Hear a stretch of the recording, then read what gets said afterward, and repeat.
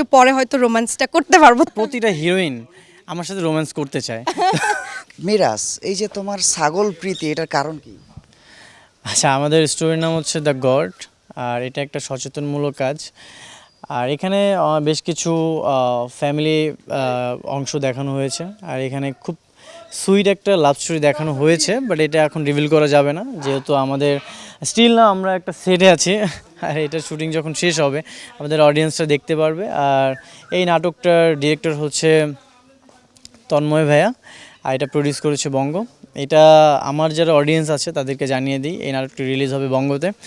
আর এটা জুটি হিসাবে রিয়ার সাথে আমার ফার্স্ট কাজ। রিয়া খুবই ভালো করতেছে, ইনশাআল্লাহ ইন ফিউচারেও ভালো কাজ করবে। আর আমাকে তো সবাই দেখতেছে, আমিও চেষ্টা করছি ভালো কাজ উপহার দেওয়ার আমার দর্শককে। রিয়া, এই যে মানে মিরাজের ছাগল প্রীতি, এটা নিয়ে কি বলবা?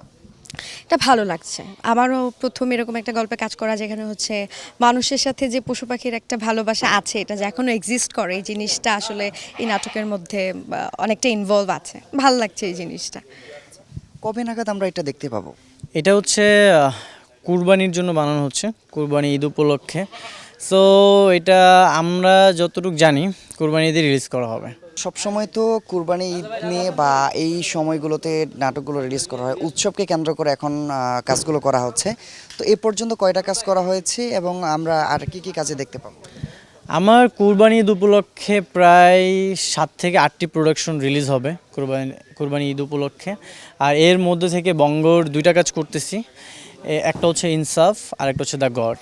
সো এই দুইটাও খুব ভালো প্রোডাকশন হবে, আশা করি আমার অডিয়েন্সরা খুব পছন্দ করবে। আর তাছাড়া কুরবানি ঈদ উপলক্ষে আরেকটা তো ব্যস্ততা থাকবে, সেটা হচ্ছে আমাদের মেগাস্টার শাকিব খানকে নিয়ে, তার তো তাণ্ডব সিনেমা আসছে।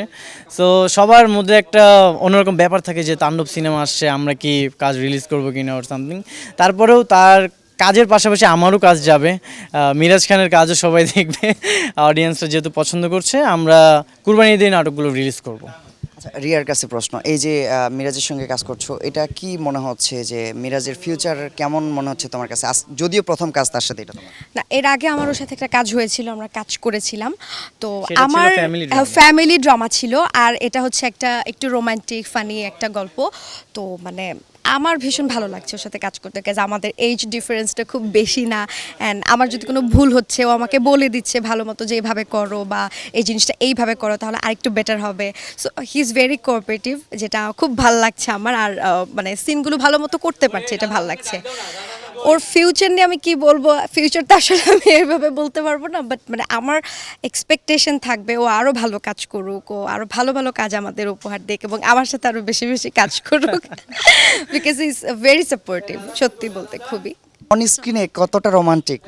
ও আচ্ছা, অন স্ক্রিনে আচ্ছা, আমাদের এখনো পর্যন্ত ওইরকম রোমান্সটা ফুটে ওঠেনি, কারণ হচ্ছে একটু ইমোশনাল সিন যাচ্ছে এখন। আই থিঙ্ক একটু পরে হয়তো রোমান্সটা করতে পারবো, তখন দেখবো কেমন, তখন বলবো। না, এই নাটকে কোনো রোম্যান্স করা হবে না, তবে প্রতিটা হিরোইন আমার সাথে রোম্যান্স করতে চায়।